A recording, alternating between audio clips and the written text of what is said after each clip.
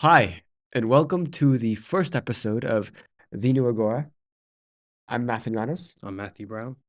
And Matthew, don't you think it's fitting that for the first episode of The New Agora, we are in ancient Athens, We are, yes, discussing the death of the king of the old Agora, might we say? absolutely. We're going to talk about the death of Socrates today. The death of Socrates, Phaedo. That's the one. And today we are joined with a classmate of ours, a guest. William, if you'd like to introduce yourself. Yeah, thanks for having me on. Buongiorno. Always want to say that. Yes, as I've been alluding to, I'm Italian English. Third year university, classmate with everyone here, and excited to be on and get cranking on some Plato. Let's. William, why don't you tell everybody what part of Italy you're from? Oh, I'm from Milan. Milan. You hear that, guys? We've got an Milan, Italian on our hands. Underrated Italian city. Everybody visit Milan. Everybody go. Now, because it's a celebration, we have vino. Cheers, everybody. Cheers. Cheers. And we have fromage. and Cheese. Cheese, and we have bread. Cheers. And it's Greek wine, Retsina. It's very good. Have you tried it? I have, yeah, it's very nice. It's very nice. It's good. Good stuff.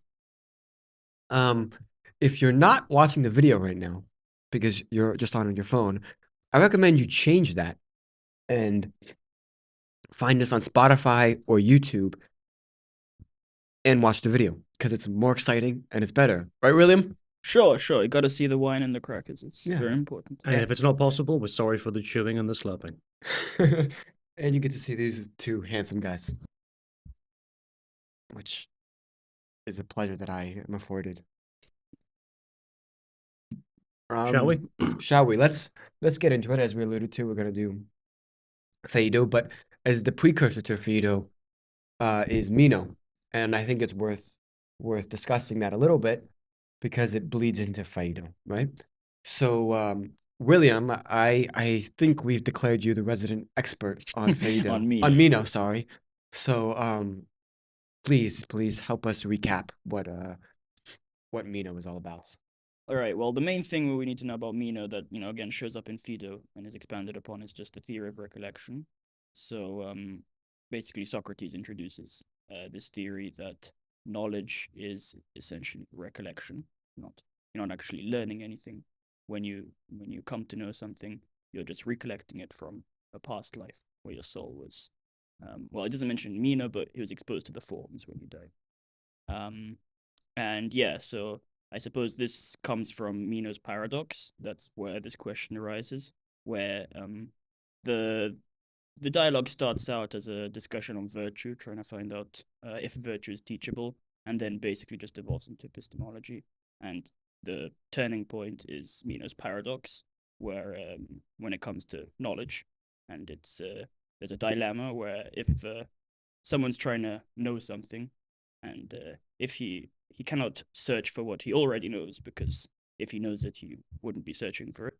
And he also can't search for what he doesn't know, since he doesn't know it, so he doesn't know what to search for. And yeah, that's the Meno's paradox. And Socrates answers this with his theory of recollection, saying that basically Meno is giving a false dichotomy between knowledge and ignorance. And in reality, there's something in between, which is recollection, and learning is recollection, accessing past knowledge, innate knowledge that we all have. And he displays this with the example of the slave, where he makes the slave solve some complex geometric problem, which we won't get into, just by questioning him and seeing basically what his beliefs of geometry, his very limited beliefs, because he's a slave, obviously, but he knows, numbers and lengths, and seeing how that entails to find out a specific area. And yeah, we said last time the example's a little dodgy because Socrates does basically, give the slave the answer a lot of points. He just says, well, this is what you want to say, isn't it? So he's not exactly, the slave isn't coming to his own conclusion, but I think we all understand the point he's trying to make, that Sure. in theory, learning is all individual. It's not teaching is technically impossible. From Socrates' point, it's It's just learning. And in fact, Meno doesn't learn this lesson. That's what Socrates is trying to tell him. But after this whole discussion, Meno just goes back to directly asking Socrates, so is virtue teachable? Tell me. Whereas Socrates is trying to show that you have to come to your own conclusions, come learn it through yourself. The teacher can only give promise to the student. You know, ultimately, learning is comes from yourself. That might explain as well a bit of why Socrates did what he did throughout his life, which was to go around and speak for free, not to charge anyone, and to engage in people in conversation, so that they would go through that process of coming to realizations on their own rather than being taught. So maybe from his perspective, that's why he conducted himself the way he did. Yeah. The nice thing about this whole theory is that it's not only epistemological, quite abstract, but it's also very practical in terms of when you want to learn something, you kind of gotta know that it's up to you. It's you know, teacher can only push you in the direction, but you have to actually run the mile. You can lead a horse to water, kind of thing. Yeah. Nice. And when we're talking about recollection, Socrates is literally saying that in Meno, right, that we literally have this knowledge, and in the present life that we had this knowledge in the past, and in the present life we're literally learning something is just recalling that fact that we already knew. Yeah. Right. But we were talking a little bit about this before we started recording, right? That we can think about it in terms of like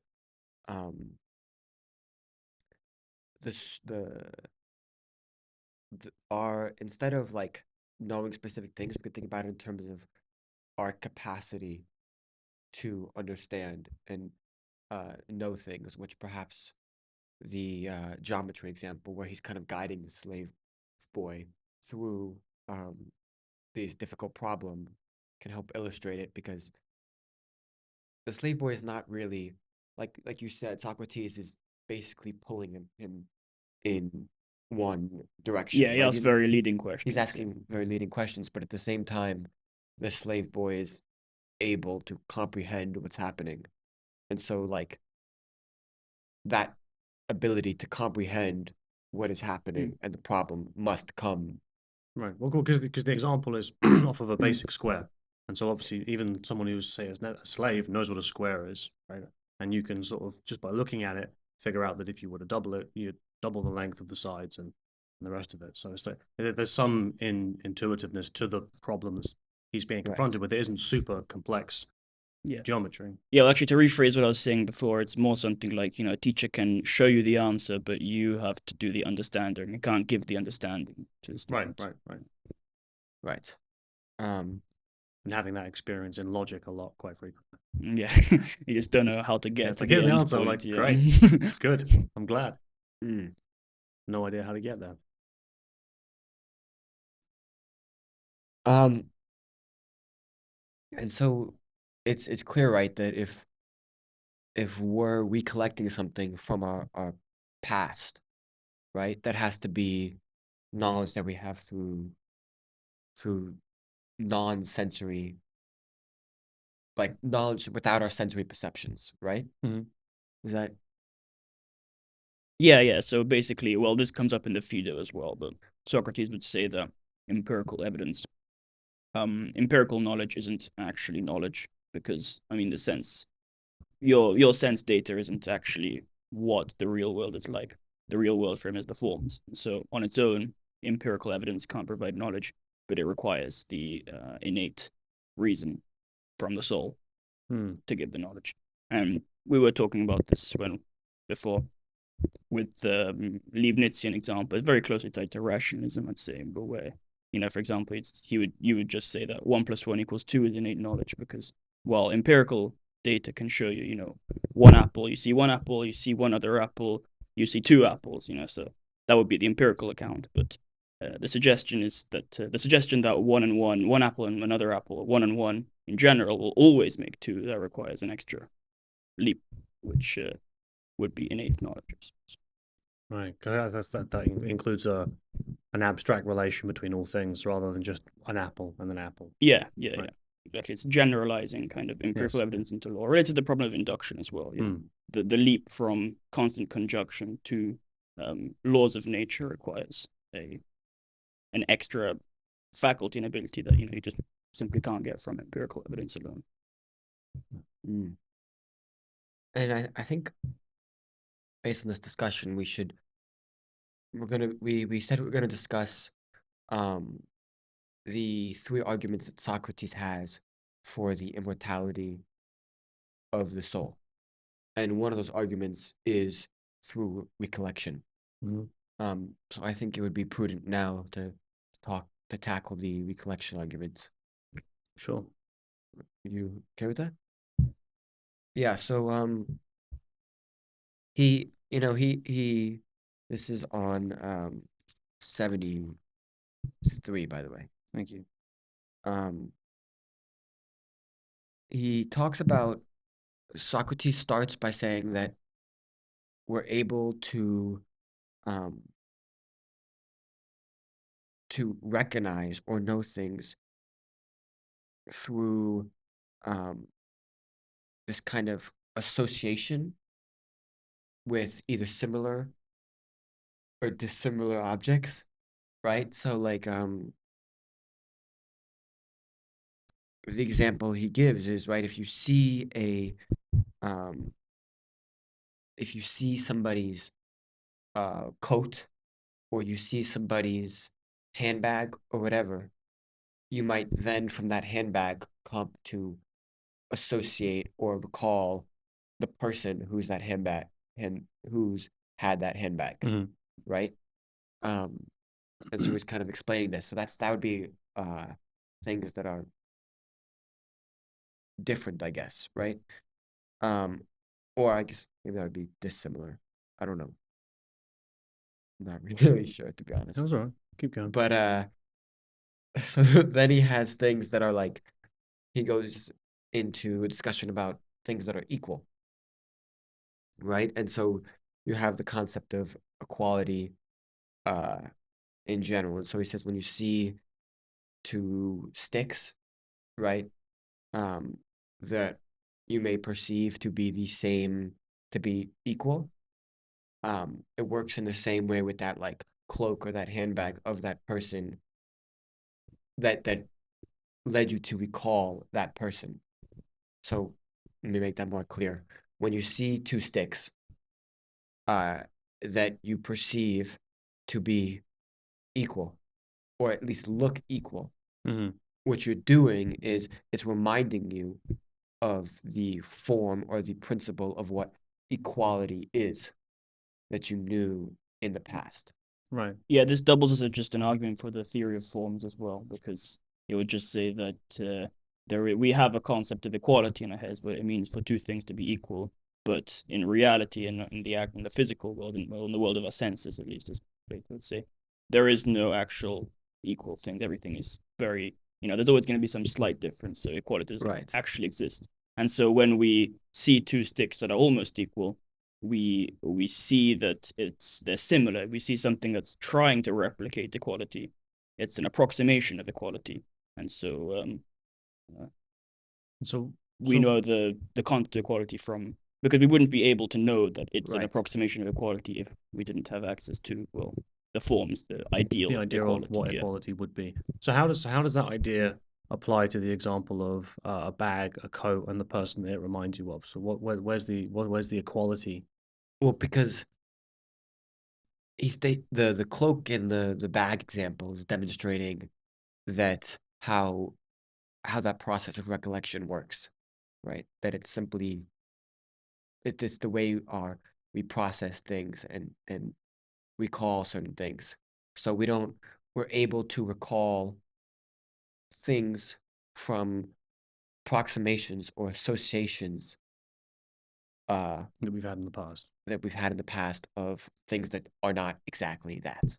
So we don't exactly, so the two stones are not exactly equal or not exactly equality, but they are associated with that equality. And since we knew that equality in the past, right?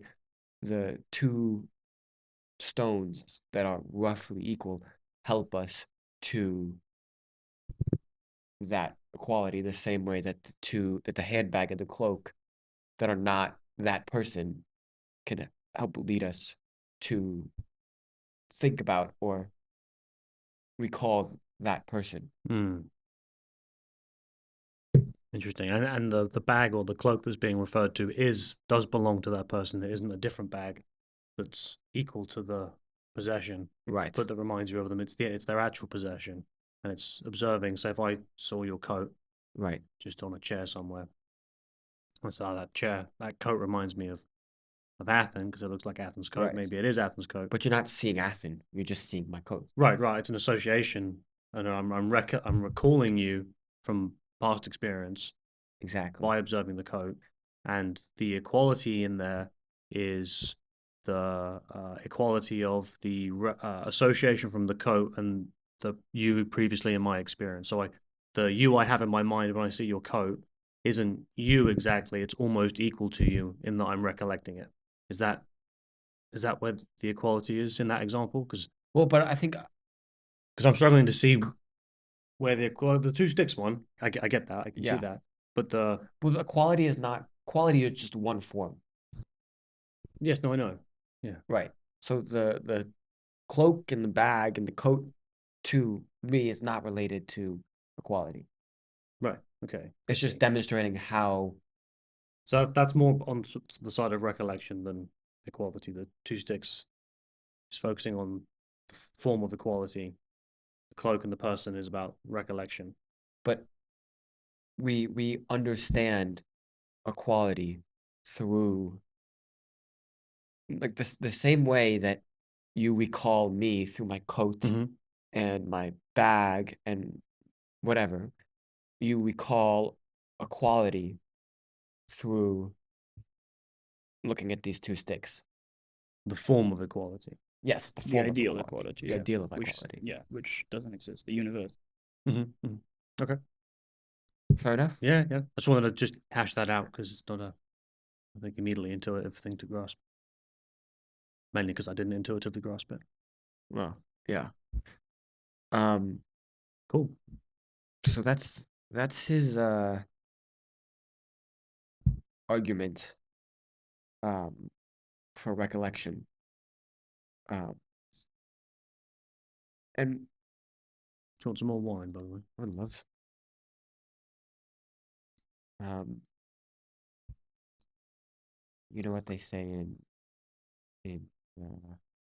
Greece instead of cheers? No. Yamas. Oh, yamas. No, I didn't know that. Yamas. That means to our health. Yamas. Sten yamas. What is it in Italian? Well, it's un brindisi. You just say. It's a bit weird. You say chin chin actually. Chin chin. Chin chin. Chin. We learn something new every day.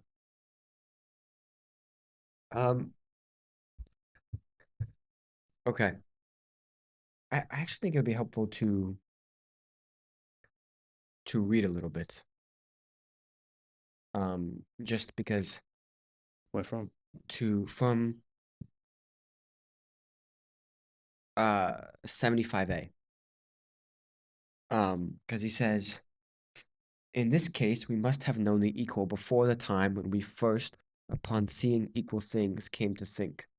All these are seeing to be like the equal, but fall short of it. And then one of the interlocutors says, that's true. Are you following? I am, yes, yeah. Do you want me to read along with you? This is a slightly different translation, so it might become confusing. So it might be easier if you just read both sides of the. Okay.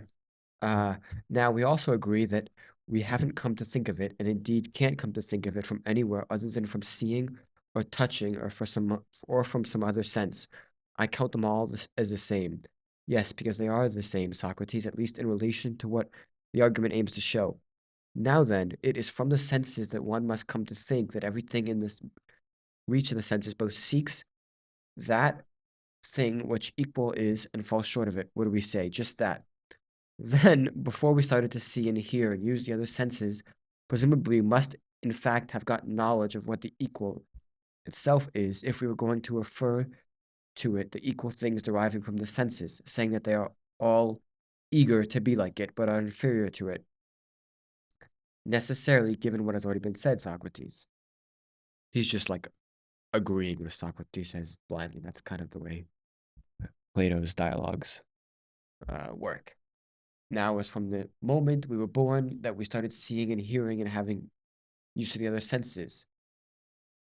Certainly, right. And we must, as we were saying, have got the knowledge of the equal before these.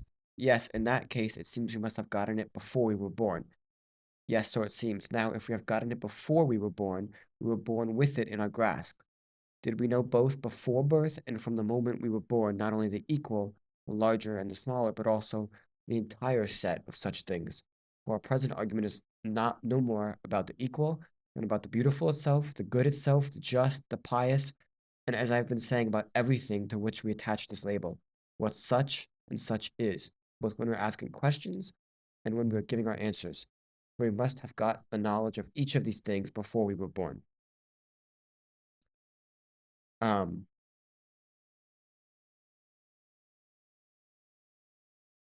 So why did we read that? Matthew? Well, it's an introduction to the concept of forms in a way, Yeah. which we've alluded to. So I think we should give a bit more of an account. But for how it. does this prove that the soul is immortal? What if I was following? That if your soul has knowledge of all things because it's had previous Right. experiences, and at your birth, when the soul entered your body at the point of birth or conception or whatever it would have been for the Greeks, you acquired the knowledge that the soul had previously, again, ready Right. for you to recollect it. Right.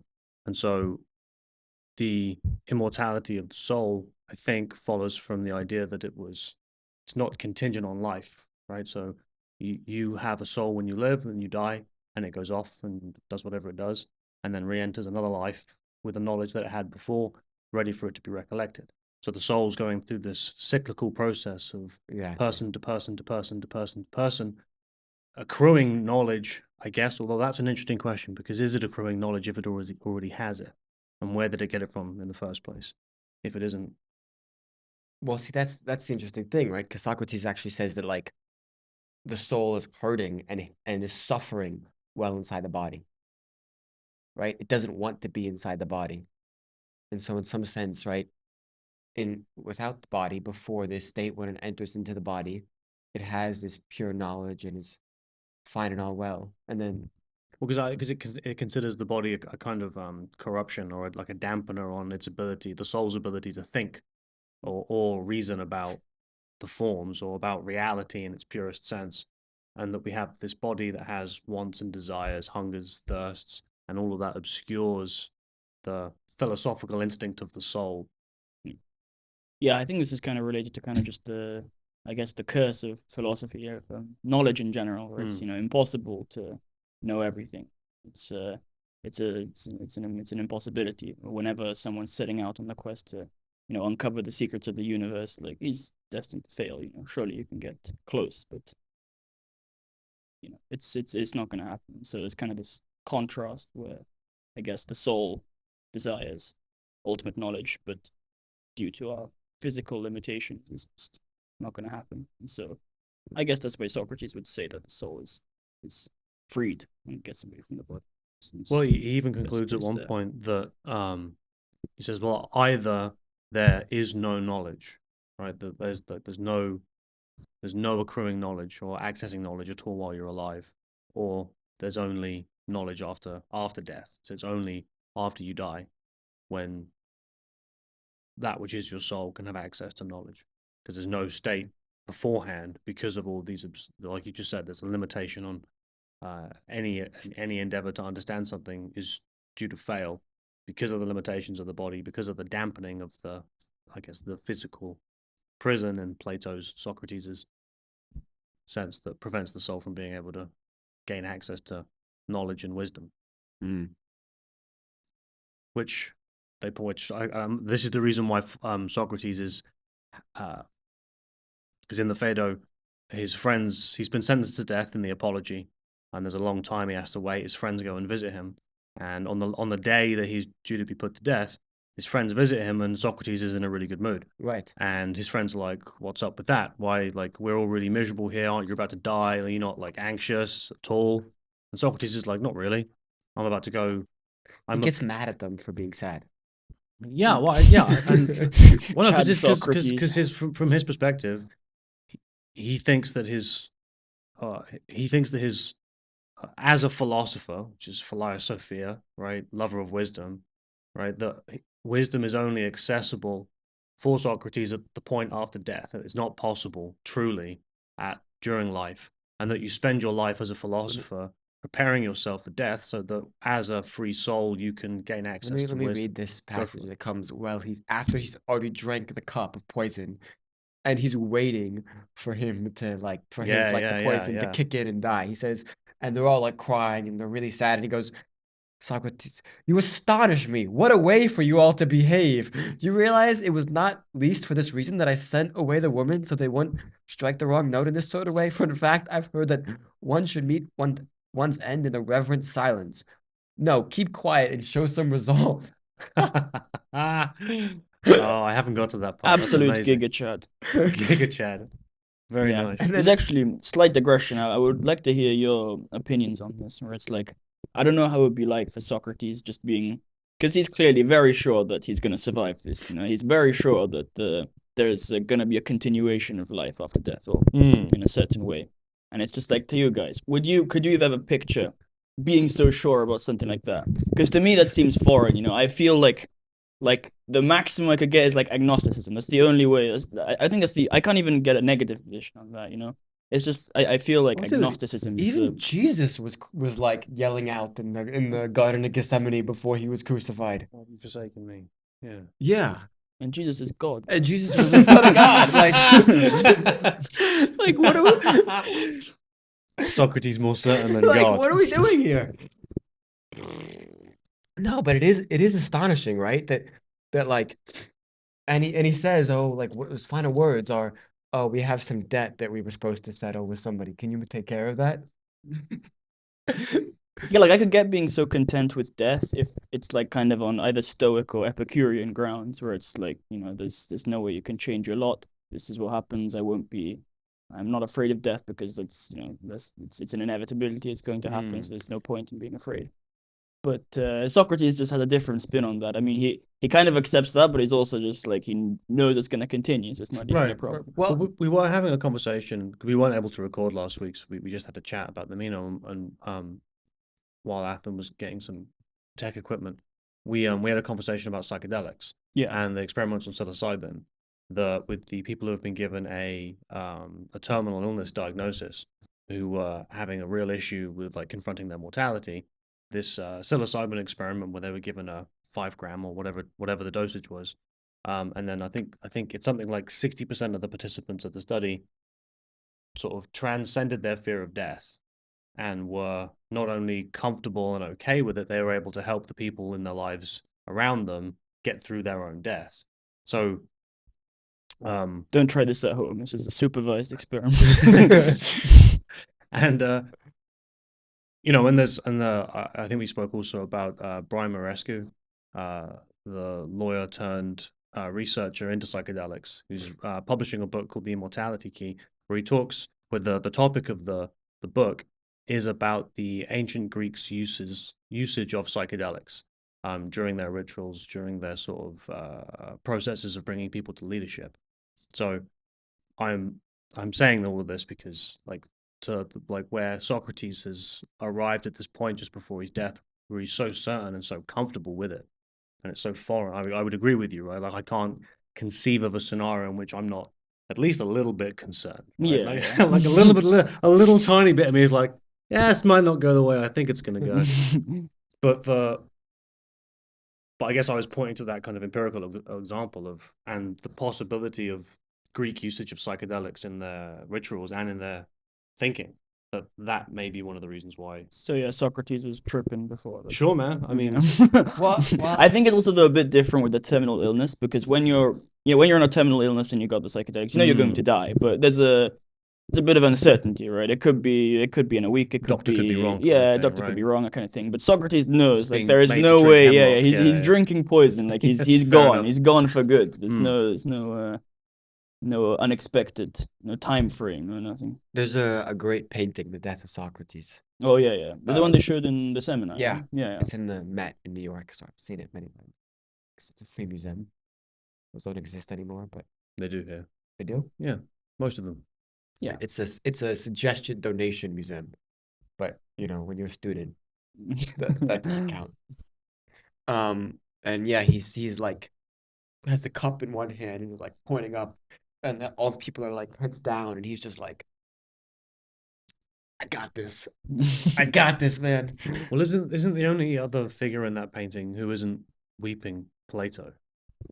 Is he the Oh, one? that's a good Is he the question. one at the foot of the bed who's sort of sat there with his head hung? So he's not happy about what's going on, but he's everyone else around Socrates is like pulling their hair out and just freaking out. But then there's one guy at the foot of the bed who's sort of sat there. I think he's got like a book in his hand, just solemnly looking down. I think that's Plato. I'm not sure. Don't cite me on that. But Well, yeah, Plato would have been there, I think. Yeah, More because he was realistic. the scribe, the student. But okay, because you're right that like the idea that you just walk into death, like actually not just like indifferent, but like happy, is a weird occurrence. But let's like try to understand at least a little bit where he's coming from, with based on his arguments. yeah, like that. Of course, I think. So with the recollection argument, Mhm. right? His argument is we have this knowledge of the forms, right? Then we forget it when the soul enters into the body, and then um, we come to see approximations of those forms through our sensory perceptions, right? Um, and those allow us to recall, into some sense, what those forms Mhm. are. Keep going. Where are you? No, I'm just refilling glasses. Carry on. Okay. Um, but I know, but I'm distracted by the krasi. But right at the same time, there's a limit on how much you can recall, right? Because it seems to him that as much as you try, your knowledge with the soul, with the body that uses the body to gain knowledge is not going to be that form, right? That you're going to. So essentially, uh, what we see and what we hear and what we smell, uh, gives us approximations of what really exists, right? So take this book, for example. Let's just say Yeah. he doesn't say there's a form of a book, but let's say he does. I think there would be, yeah. The theory of form is a form of like anything which Of even we haven't anything? invented yet. It's a form. So right, take this book, right? I see the colors. I see this book. I feel this book. I can kind of smell this book, but my nose is kind of stopped up, so I can't really. Um, and right, so my perception right now of a book is this, Mhm. and I can conceptualize in my head right now what a book is, because in the past I have had knowledge of the form of what a book is, right? And so by seeing this, right, and feeling this and touching this and maybe smelling this, I'm reminded of what the form of a book is. Therefore, I can identify, oh, this is a book, because recalling that knowledge. But I don't know what it is that a book is. I just know that this has some amount or approximation of a book because it leads me the same way that the coat and the bag and whatever, right, leads me um to know that, oh, there's to recall that it's that person that has that thing. This is leading me to recall that, oh, there is the book, right? And I don't know exactly what that is. And the only way Right. for me to get that is to block all my senses and just enter into this world where I'm bodiless, and then I'll be able to know what the soul is. Yeah, I think it's important Sorry, to what the book is. hash out the theory of form since we haven't quite mentioned Yes. it. But like what it essentially is, the intuitive argument for it just is that every book, for example, using the book example, though I guess the best example would be to be mathematical, for example, like every instance of a triangle in this world, every instance of a book, they have something in common, right? They're all pointing to one thing. And well, for the triangle, you've never seen an actual triangle, you know. The lines are never going to be straight. They're never going to be quite touching perfectly and Right. everything. But if we see a particular triangle, we immediately know what it is. There's no doubt about it. And so that's meant to show that there is a universal triangle, the perfect triangle, which exists in Right. the world of forms. And the same with the book. There's a perfect book, and there's a perfect color of the book. You know, green. Everything that's green has the property of greenness, and you know they clearly have something Right. in common.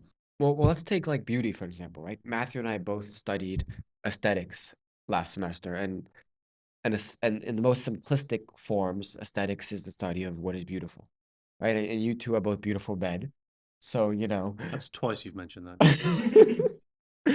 Well, Valentine's Day is coming up, so you know it's the wine. And no more wine for you. um,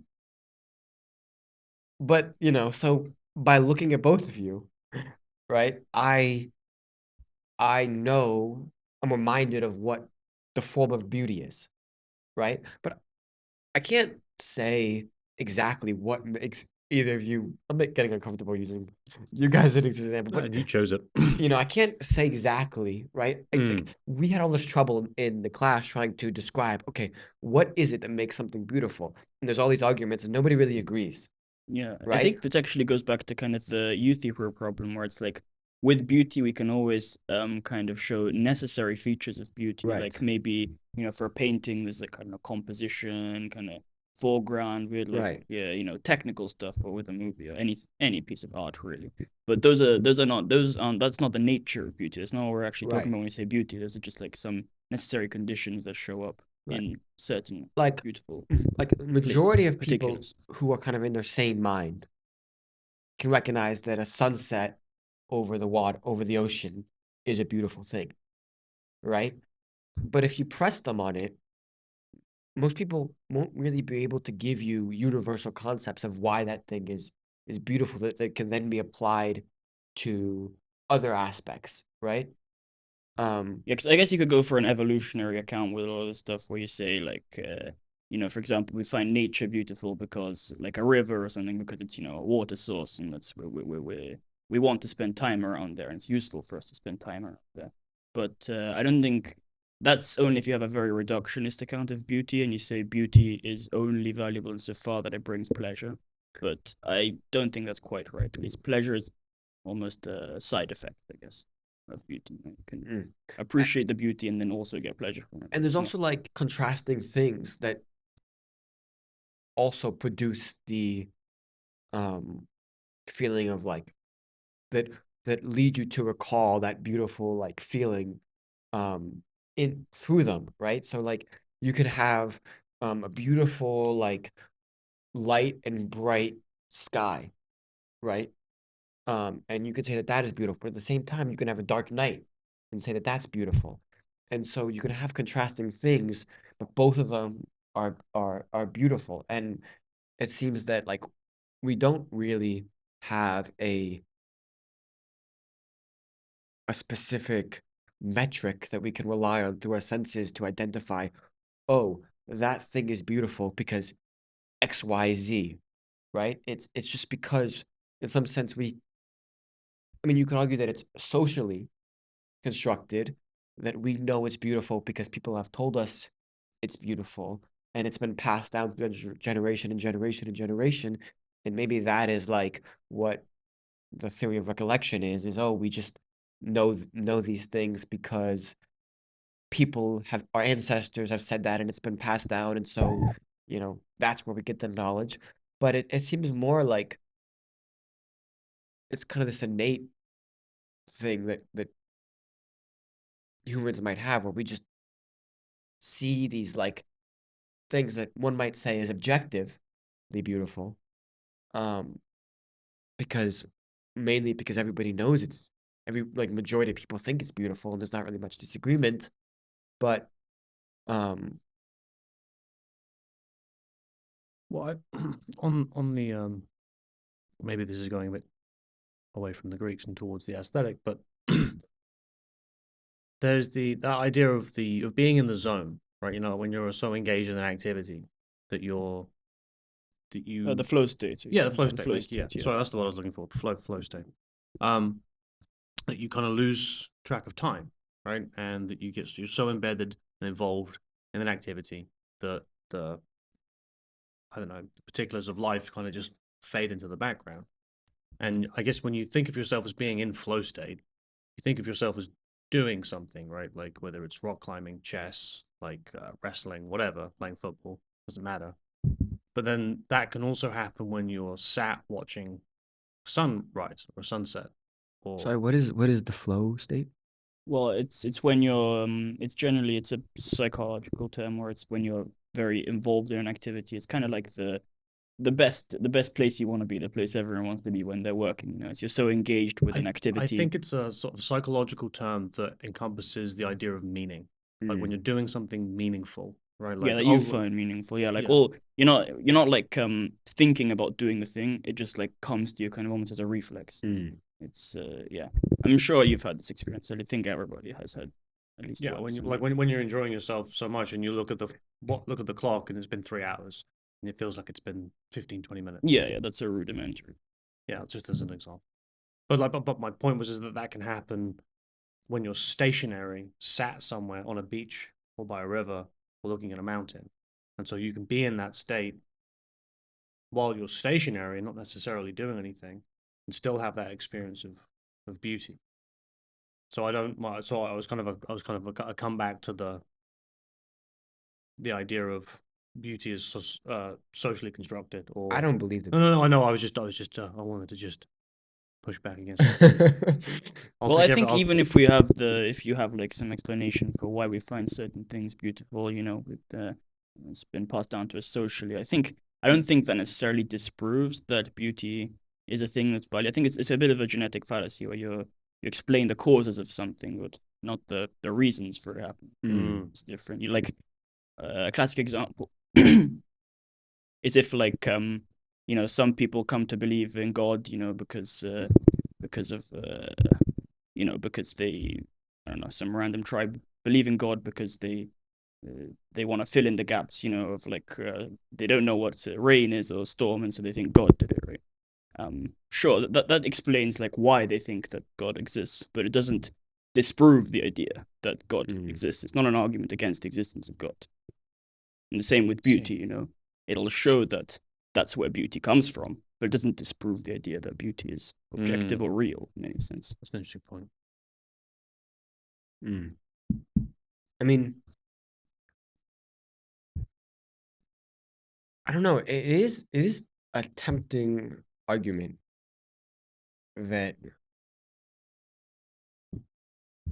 it's so long as we're in our body and therefore we rely on sensory perception to talk about and speak about and think about and whatever things, like this book or beauty, whatever, we're not able to really get to the root cause of what beauty is, right? Like, there's no way to know that each of us there's the whole thing like that each of us is seeing the exact same thing, right? When we both of us see William, are we seeing the exact same thing? probably not to the exact thing, right? And the same way that when me and you see Matthew, are we seeing the same thing? Probably not. Well, and I don't look like this either. It's just how I'm appearing to you. There'll be Yeah, it's two loads of different things. yeah, The, yeah. well, it's the thing in itself, Right, is exactly, different to exactly. the perception. Right. So I mean, if we take that as a fact, then that there, I may even say that nobody sees the same thing in the exact way, or smells the same thing in the exact way, or Mhm. hears the same thing in the exact same way, then we either have a, a relativistic sense of what is, or we have to say that the only way of getting to what is to think about things beyond our um senses that are unique to our own, and rely on something that could be universal, which I guess would be, rationality. Yeah, I guess that's Plato's argument, because he'd say that the only things we can actually know would be using reason, because that's connection to the form, with the But do you think analogy that's of the true? sun. Oh, that's a good question. I mean, like, seriously, like, a lot of times with these ancients, we just kind of try to understand what they're saying, and for good reason, because it's Well, there's some contemporary, relatively contemporary examples of the same people making the same argument.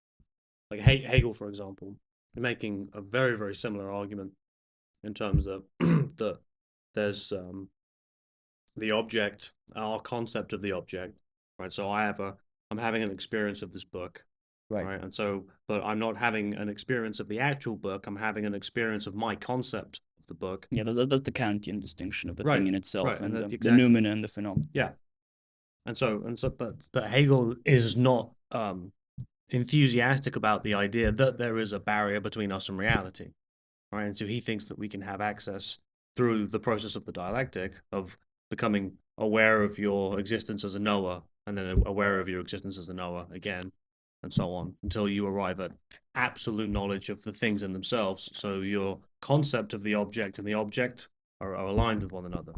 And so it's very similar to the idea of there being sort of and he uses the term universal when he says there's a this which is this book, another book which is this book, and another book which is this book, and then there's the universal thisness of say all of the books. And so I'm just pointing to the sort of The fact that it's been used, the yeah. kind of very kind of similar. Yeah, go on, but No, I was gonna say I'm a bit unfamiliar with Hegel. I don't really know much about him, but so would Hegel say that we currently can have knowledge of the thing in itself, or would he say that we're getting towards better knowledge, and eventually we'll get to a point where we can our perceptions will be equivalent to reality? So Hegel thinks he had knowledge of the things in themselves, and that there was a process that he was encouraging everyone else to go along, which is his dialectic, which arrives everyone else at the same position of having access to absolute knowledge. So it's a process. It's like it's a sort of a cyclical process to follow that arrives you at more and more concrete versions of the things in themselves, until you arrive till your notion of the thing aligns with the thing in itself. Whereas we were saying earlier, so I look at you and I have a concept of you or an experience or a representation of you, but it isn't you in reality. Yeah, yeah. So Hegel's idea is that once I arrived at the absolute, my concept of you would align with all the ways in which you are. All right. Well, that seems a little strange. I know I thought the latter would be a bit more defensible. The latter proposition I've at least like McTaggart and other people have a lot of it's an idealist thing, so I thought it might be right. Well, because he kind of goes to the point where Socrates says that you can't have knowledge during life; you can only have it after death. Like Hegel goes off in a slightly different direction. He's like, "Now I'm having it now during life. I'm not waiting till after I die." But how? But his process is so you have to. It's through the process of taking the concept that you have of this book, right, and its negation, right, which would be something like, maybe the book's a bad example. Oh no, its negation would be the understanding that it's only a concept, right? So like you at first point of call, you believe I have knowledge of this book.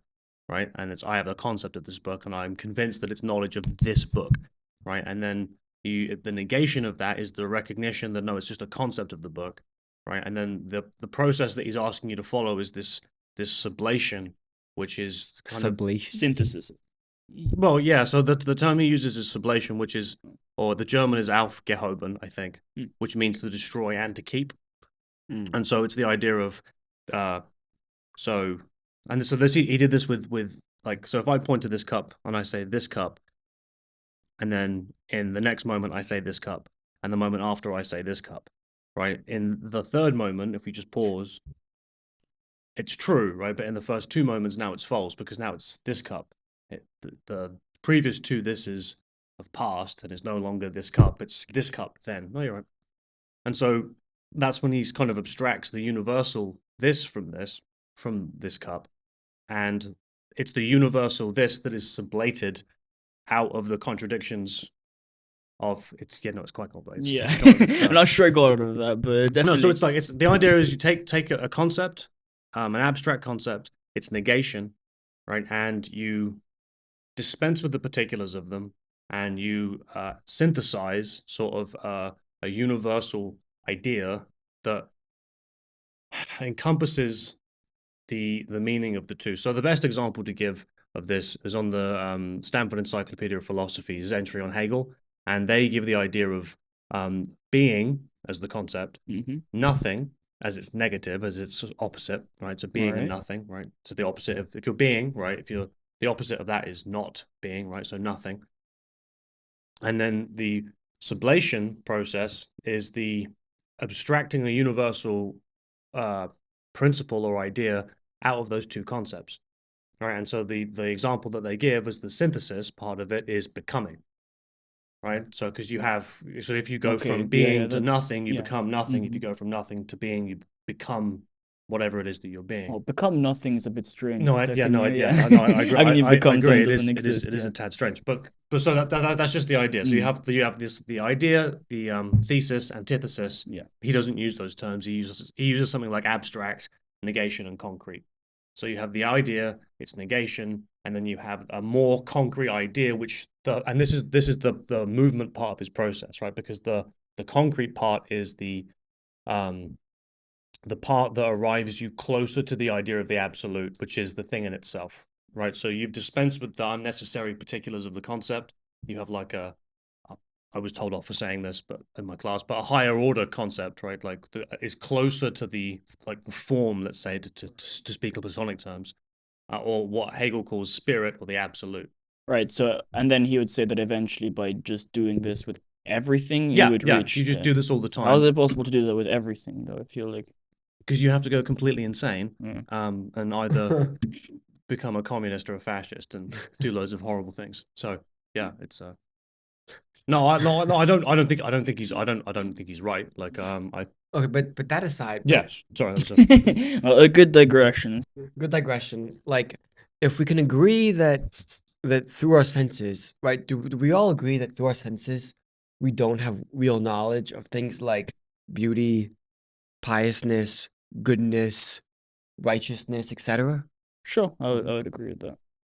So then, how do we come to get real knowledge of things if it's not like, if he's not right that it's through death that we come to get true knowledge of things when our soul separates from the body, then how because have you guys had this experience like that when you're able to like think about things and just completely like shut off, like you I don't know if you've done this before, but you meditate for like a long time, like an hour. Oh, 1 hour, or yeah. Right? Never done that long.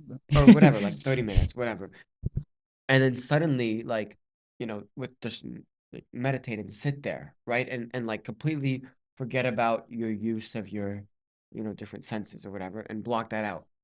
Then suddenly you're able to like think very clearly for like that brief instant where you've let go of your touch, your I get feel, that. your sight, I don't think etc. I've quite experienced it, You're but able it's to have similar. right.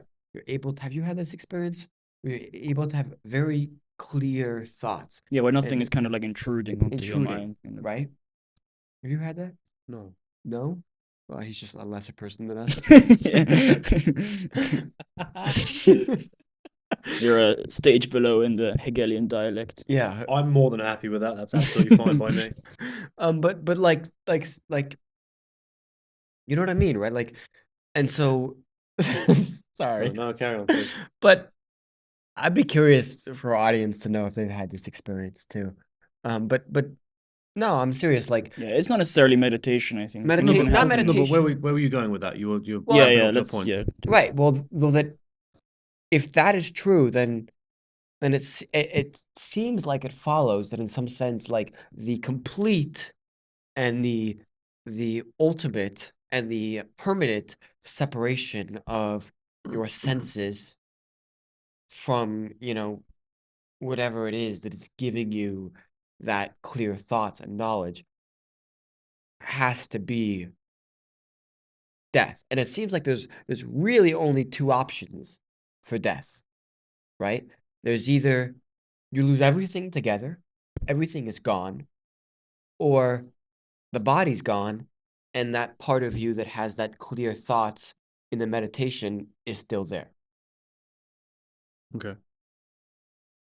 And so it's either like that you have a perpetual state of even better meditation, or like not meditation, because it's not only meditation, but that kind of like meditative state where you just have completely, gone into um a a completely like pensive and reflexive state where you're not relying on sight or hearing or whatever. I think actually what you're saying with the flow state kind of goes into this. I mean, you're still using your senses, but it's kind of unfiltered. There's no noise. It's all going like Right. straight. But it's related to Taoist ideas as well, where it's like when you have access to the tower, access. When you're with the tower, you go, you flow with the tower. You're free from thought and from But like, worldly distraction. but going back to like Socrates' confidence going into death, right? Like, at the very least, we can say he has a 50-50 chance, right? Right, but he's while I guess it's up to us as the readers of Plato and the interlocutors in the conversation to decide whether they're convinced by his arguments for the immortality of the soul.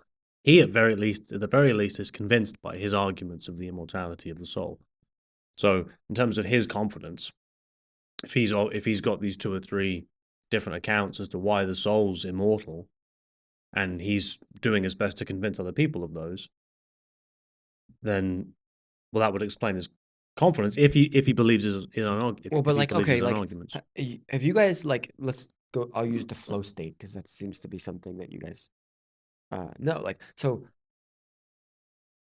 yeah, have you experienced where you go into that state where you're like so fixated and you have such a clear perception, and then you're forced to kind of just go back into like the world, let's say, and start using all your senses, and then the idea becomes less clear, and you're like, oh shit, like I had this such good idea when I was in this like completely controlled meditative state, and I was on to something, and if only I could like stay in that, but I can't just sit in the dark, and like think, because that's just not practical, right? That's just not realistic for my life, right? Have you had that experience where you're like you have such a clear thing and everything seems so clear, but then you're like, oh crap, I have to go out and you know I have to go out into the light and walk to class, and and whatever, like make my food and eat because I have a body that I have to take care of, and et cetera, right?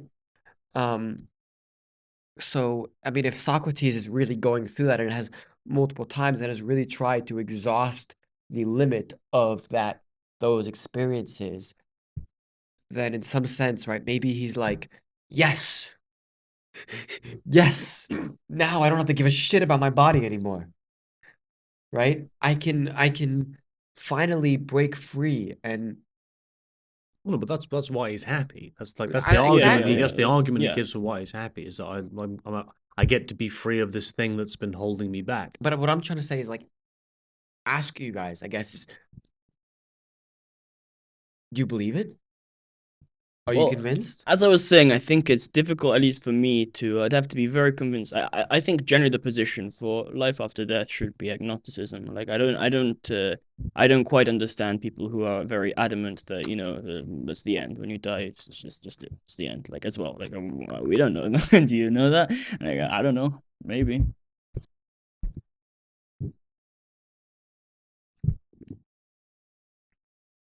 But Take sorry, your what were you time. saying? It's certainly possible, at least, because in a way, we all have, at least I do. I kind of have this intuition that our consciousness is kind of contained within the physical world by a Right. flesh prison, to use a funny Right. sounding word, and there's at least a conceivable possibility of it being free from the constraints that comes from with being Right. extended. So it's in theory at least possible. Whether that translates to it being rational to believe it is a bit more of a jump that you'd have to go through. Hmm. I think belief's a really important point, because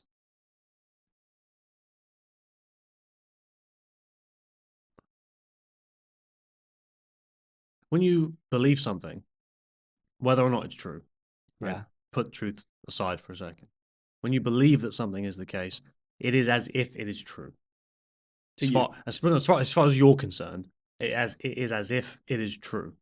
And there's some really interesting. Well, I guess you have different degrees of belief. Some things you'll be like, I kind of believe this, but No, true. But so it's an example for you. A couple of examples. One is sort of hypnotherapy, right? So the people have been hypnotized and convinced in this process of hypnotation that the person who is hypnotizing them, that their finger is a hot poker. And then when they've touched the skin on the arm of the person who's been hypnotized, it blisters. The guy's finger's not a hot poker. the skin actually The physically skin blisters. physically blisters. All right, that's pretty. And so the impressive. thing is not a hot poker, but the belief, A hot poker? as in, like when you have a fire and you have a piece of metal that you poke the coals with, and Yeah. then the end gets really hot. And every now and again, you see, I don't know, donkeys being poked with it in movies like Pirates of the Caribbean. I've never. It's a big, Just like a metal whatever, rod. I get it. Metal it's rod a metal, hot at the it's a end, metal yeah. stick that you've held in coals for a time, right? Fair And so enough. he convinces the guy that his finger is a hot poker, and when he touches his skin blisters. Because and this is why I bring up the point about belief and Socrates is like his psychological state at the point of his death, right? And because if you believe that something is the case, and I mean genuinely Yeah. believe it, and it makes up a part of your paradigmatic worldview as far as you're concerned, then your body psychologically and physiologically reacts as if that is real. So if he's genuinely convinced and in the belief of what it is he's putting forward, his psychological state follows from his genuine belief, if he genuinely believes it. Which But it's also think you might. interesting, right? Because Socrates is supposed to be the person who, like he says, the philosopher's goal is to come as close to death as possible in life, right? Which is to kind of live to the largest extent possible without the body. And so if he's supposed to be the best at this, right, he was kind of known to be, the big cheese of philosophy, right? Then I mean, and he is the one who like is so sure of this death state that it's gonna be a pleasant thing for him. I mean, well, no, I think I think the way he puts it is that the true philosopher spends his entire life getting ready for the point of death, right? And it's not because Right. and it's not. There is a part of it that's like I'm being held back by this polluting body, but the thing that they're being held back from is truly reasoning about the forms or about reality as it is. And so, if you were to, I don't know, if you were Socrates and say he didn't do philosophy for the first 50 years of his life, right, and kind of took it up in the last 20, right, he wouldn't have spent as long preparing his soul, practicing his use of reason, practicing his use of the logos, to, at the point of death, go on to do that continually in this free space where he's able to do it. Wait, so for Socrates, what would happen when you die if you don't prepare for it? Like maybe Socrates is done. So you're just, you know, a You would- rando. What happens to the randos? Well, so You would he, go no, he does. Oh, good, go on. Oh no, go ahead. No, so he does give a few examples to this. So he says something like, if you are a drunkard, right, or a braggart, right, your soul would come back in the like in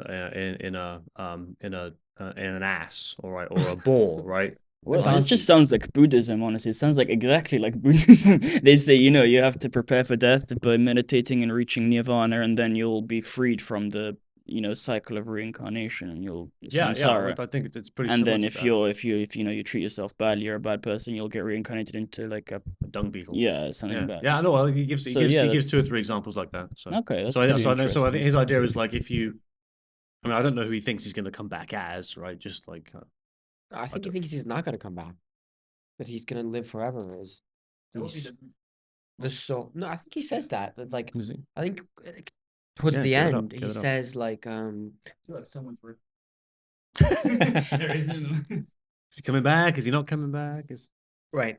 So uh when this is the nature of the rivers. When the dead arrive, each in the region to which the spirit escorts it, they first present themselves in court, both those who have lived nobly and piously and those who did not. Those found to have lived average lives journey to the Akiran and step onto certain things that serve them as rafts, and on these they enter the lake. There they dwell, and if anyone has done anything wrong, they are purified by being punished for the wrongs, so are pardoned, and they receive honors and recognition of their good deeds, each according to his deserts. All those found to be incurable because of the gravity of their offenses, who have committed either many grave sacrilegious acts or many unjust and unlawful murders or anything else that is of this kind, are flung by the fate they deserve into Tartarus and never step out of there. But all those who are found guilty of incurable but grave offenses, for example, those who in a fit of anger acted violently to a father or mother and spent their lives for the rest of their lives regretting it, or those who became homicides in certain circumstances, must be banished to Tartarus. When they've been banished and have spent a year there, they surge out. The surge throws them out, sending the homicides to the Cocytus and the father and mother beaters down the. I'm not gonna pronounce that word. When their journey brings them alongside the Acrusian lake, here they shout and calling to those they killed, others to those they injured. When they have called to them, they beg and beseech them to let them step out into the lake, and you would see them. If they persuade them, out they step, and the evils are over. But if not, they are sent to Tartarus again, and from there back to the rivers. And this does not stop happening till to them until they persuade that those that they wronged. For this is the punishment imposed on them by the jurors.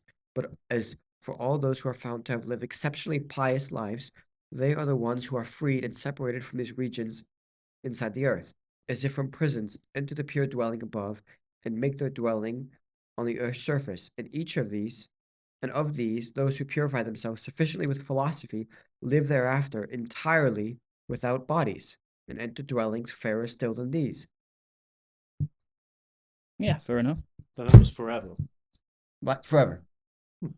That's what he meant by entirely. Well, technically, it wouldn't be forever. I think if it's in the realm of forms, it would just be outside of time. So it's not. Right, that's it. Fair Just enough. yeah. Oh no. So I mean, I guess either Buddhism is borrowing from him or he's borrowing from Buddhism. Yeah. But I mean, Well, it's interesting because there is sort of sort of a divide in East and Western philosophy. With, I think in the East they have a greater focus on phenomenology, sort of like the individual experience, and the West has more of a focus on sort of material reductionism and empiricism. Sort of a focus to look at experience, like to look to the world to tell you about it, rather than sort of a focus on the reality of your experiences. So this might be an interesting point of layover in East and Western philosophy.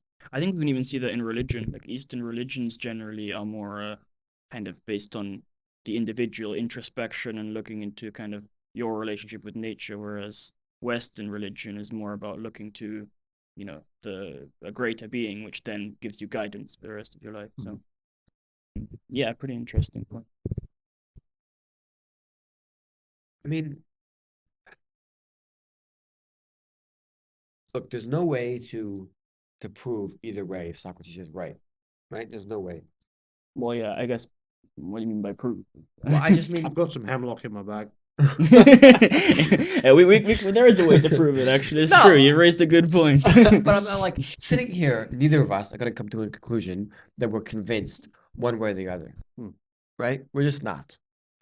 We can agree that in some sense the body's pleasures and displeasures inhibit our ability to really think about things and come to certain understandings of things. But what both of us, with all of us, can't grasp or be convinced of is that after that, those pleasures and that those displeasures go away, that our capacity to think and reason and have knowledge is still there. I struggle with the idea. Yeah. It's not one I'm convinced of. Yeah, I mean, me neither. But it could be. We are all pretty amateur at saying philosophy still. Socrates must have a lot more experience. I'm sure even just to be fair, I was saying it would be difficult to imagine me being so convinced of that life will continue on. But to be fair, if someone is genuinely religious, even just that, genuinely believes in religion, which probably not that many people are. A lot of people probably don't believe it that strongly. But if you actually are, you should, in theory, be okay with dying. If you're convinced you've led a good life and awaiting what comes next. So it's not. I'd say probably a bit of an overgeneralization, whereas it's certainly. I could see how it's possible if I were convinced of God. Had felt His presence in me, which is supposed to be the case for Christians, then that would give me pretty good reason, I suppose, to think that life continues after that. It's interesting that he never really mentions a divine being. Well, yeah, the conception didn't really exist back then, the monotheistic conception. Aristotle was the first to kind of did it, but that's quite a bit later. But they did have, like Zeus, the Greek, the god. Yeah, but did the they even like? of gods. But yeah, they're not even like they're not like the creator gods. They're not like the people responsible for death. And I don't think Socrates believed them. One of the reasons they killed him was because he didn't believe in the gods of the city. But could there be, could we be divine and immortal without there being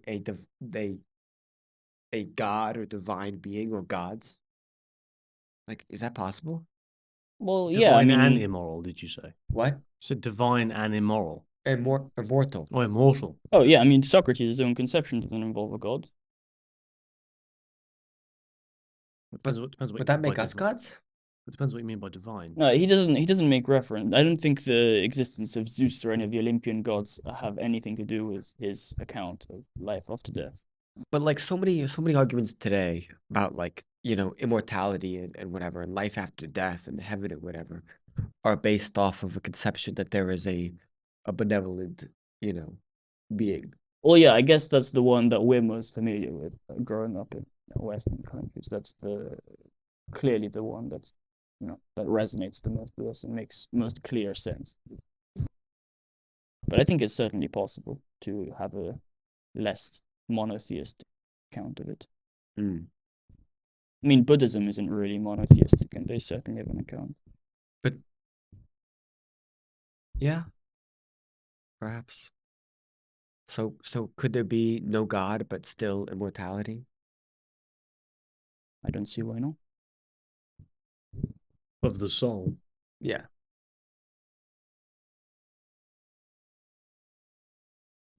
I mean, it depends what you mean by God. Doing annoying. Yeah, I suppose so. Yeah. Doing annoying. I think God in terms of the the Abrahamic monotheistic God that we're Right, thinking about. right. I think that is possible. Well, potentially. then yes. Like if you have a particular But if we're conception of what you using mean. if we're using any kind of benevolent being in Well, no, but I mean, like if what you mean by God is something like the ultimate concern of human beings, and that would include their souls, because presumably, because if we take the way Socrates has described it, that what the soul is doing is engaging purely with reality once it's been freed from its earthly form, it still has a telos and a purpose and a concern, right? And it's Right. it's thing it's still trying to do something. There's still a thing it's trying to maximally achieve, and then it still has an ultimate concern, and that would be the thing that sits at the sort of top of the hierarchy of values, yeah. right? And so that would be God, right? If the thing that sits at the top of the hierarchy of values. And if there's no sort of monotheistic Abrahamic God or any other kind of God, and yet there's souls separately from living things, and they are doing whatever it is they're doing, be that in the Socratic or Platonic Right. way of engaging with the forms, they still have a purpose and an ultimate concern. So they're, I don't know, they'd be still oriented towards something. But then the So forms must come from somewhere. well, but like the point you made is that they're outside of space and time. So I think coming from somewhere wouldn't make any sense to describe forms if they're outside of space and time. Yeah, well, actually, Plato, sorry, Plato's That's the own right way of account of thinking about it. creation in the Timaeus, he uses like the demiurge who can make the forms and shape them in a particular way. He has access to the forms and can mold them, but he's not the creator of the form. The forms are still, everlasting. And Neoplatonists, the medieval Christians who came after. He's like an intermediary between. Yeah, the exactly. forms They take that to mean that and a middleman. the forms it's God instead. God created the forms and then and so on. Interesting. I do think, just really briefly, we should know that there's one more argument that he makes for the immortality of the soul, which is from opposites, which is like, in order to have something hot, it needs to come from cold.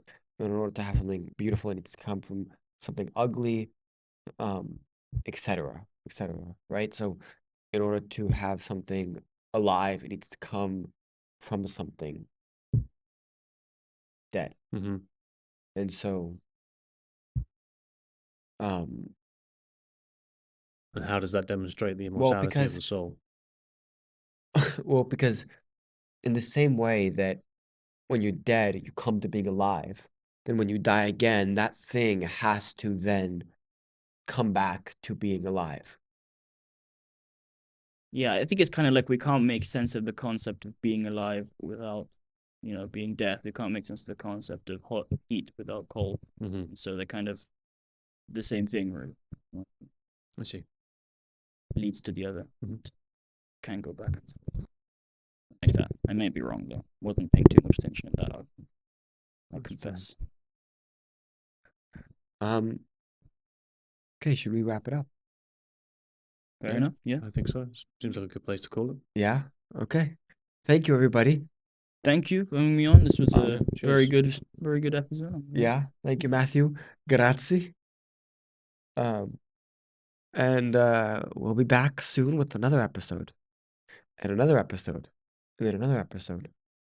So yeah, watch I this hope to be on again sometime, and Yeah, you're more than welcome. Absolutely, Bud. absolutely. It's been a pleasure having you on. Thank you. And what else? Yes, Logistics. comments. We need comments, guys. Every time we tell our viewers, comment, please comment, and they never do. There must be some viewers willing to comment.